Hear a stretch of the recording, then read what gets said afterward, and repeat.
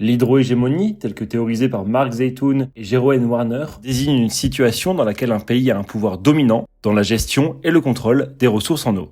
Le Nil, vénéré comme une divinité dans l'Égypte ancienne, a assuré l'essor de la civilisation égyptienne et la pérennité du pays.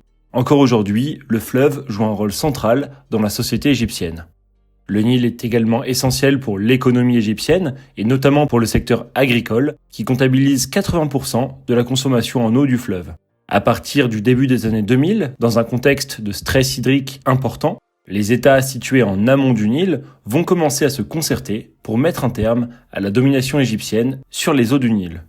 En mai 2010, l'Éthiopie, la Tanzanie, le Rwanda, l'Ouganda, le Kenya et le Burundi vont signer l'accord cadre sur la coopération dans le bassin du Nil et se regrouper en une commission du bassin du Nil. L'Égypte et le Soudan restent, quant à eux, en dehors du traité, dénonçant certains de ces aspects.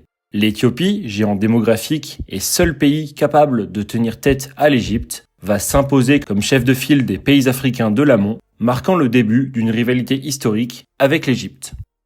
Le 2 avril 2011, l'Éthiopie entreprend la construction du grand barrage de la Renaissance, situé sur le fleuve du Nil bleu.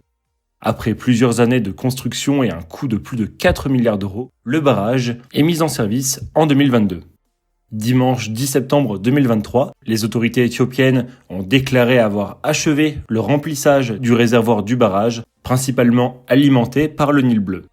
L'Égypte, qui n'a pas été concertée au préalable, se sent trahie par l'Éthiopie, ravivant les tensions entre les pays du bassin du Nil.